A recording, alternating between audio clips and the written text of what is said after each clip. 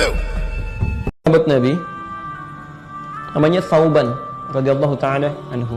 Namanya Thauban, ya. Beliau ini orang saleh, Masya Allah, ahli ibadah, teman-teman, dan selalu lekat dengan masjid, ya. Jadi ini terkenal di antara sahabat Nabi yang ahli masjid, nggak mau berpisah dengan masjid. Bahkan punya posisi khusus, pojok kanan. Ya, pojok kanan itu posisi favorit beliau, yang sudah diketahui pasti setiap Nabi ke masjid beliau sudah ada di pojok kanan. Ya, karena bayangannya bukan ingin mojok, bayangannya saya akan lebih khusyuk di pojok kanan karena tidak banyak terganggu dan tidak memungkinkan mengganggu orang. Samping kanannya kan cuma pelepah kurma tiang, samping kirinya satu orang, nengok ke belakang nggak mungkin, gitu kan? Jadi tidak banyak terganggu dan tidak banyak pengganggu orang. Maka beliau pilih di pojokan sebelah kanannya. Yang paling menarik, sahabat mulia ini ya rajin ke masjid, ya i'tikaf di sana, beribadah dan diketahui oleh Nabi dengan sifat yang tadi saya sebutkan. Tapi nampaknya kok tidak berimbang dengan keadaan fisiknya. Ya, orangnya kok kelihatan kurus, gitu kan? Seperti orang jarang makan dan sebagainya. Sampai kemudian Nabi bertanya kepada sahabat mulia ini, kenapa kamu begini? Ya. Kata Thauban radhiyallahu taala anhu, ya Rasulullah, saya bukan tidak mendapatkan makanan. Artinya makanan ada di saya, di rumah ada. Kemudian saya juga bukan gak mampu berjihad. Jadi jangan dilihat kalau kurus begini, kalau disebutkan jihad fisabilillah nggak bisa berangkat, saya akan jadi orang terdepan di dalamnya. Ya. Dan saya juga bukan orang yang sakit, ya. Maksudnya dalam keadaan kurus gini jangan dipandang misalnya lemah seperti orang sakit. Tidak. Tapi ini yang paling indah. Kata beliau, ya Rasulullah, saya ini seperti ini, sulit makan, sulit minum, bukan berarti nggak ada makanan. Tapi ketika siang datang, saya selalu memikirkan Anda. Kira-kira malam ketemu lagi nggak dengan Anda? Ketika saya malam, saya pikirkan lagi Anda. Ya, kira-kira bertemu lagi nggak dengan Anda? Dan yang paling membuat saya sulit menyentuh makanan adalah kalau di dunia, saya masih bisa lihat Anda ya Rasulullah. Tapi kalau kita berpisah, entah Anda duluan meninggal atau saya duluan yang meninggal, di surga kita ketemu lagi nggak katanya?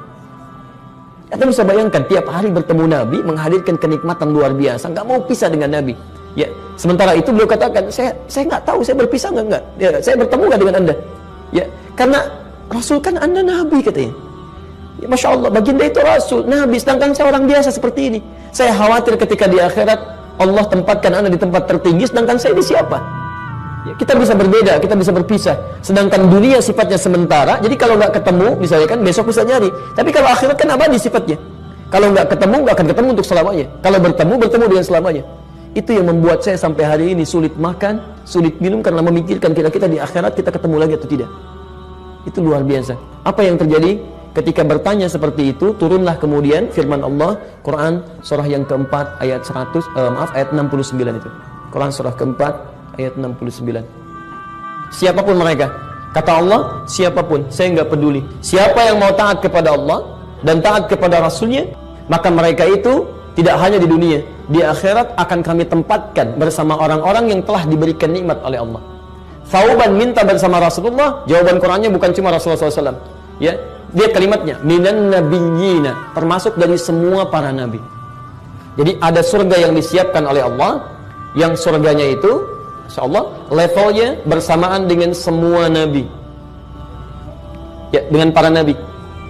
Ada orang-orang yang ketika masuk ke dalam surga, Masya Allah kelasnya level pertama bersama para nabi.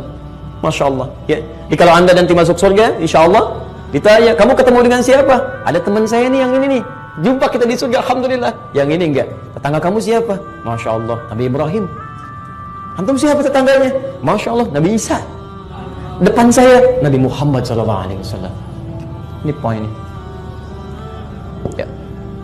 Ada lagi, was-siddiqina, dengan orang-orang jujur, was-syuhada, dengan para syuhada, karena syuhada levelnya tertinggi dengan para nabi, was-salihin, dan dengan orang-orang saleh. Ada 4 golongan di sini, para nabi, as-siddiqin, ya,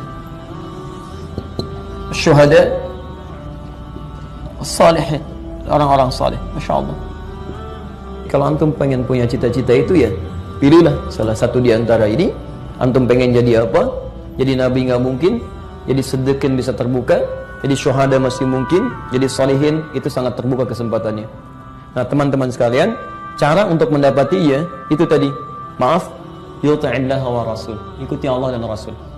Ya, ikuti Allah dan Rasul. Baik, pelan-pelan sebentar ya. Ketika turun ayat ini, Thauban bahagianya luar biasa. ditingkatkan lagi amalannya. Tingkatkan lagi. Jadi bukan cuma menaati Allah, tapi menaati Rasul.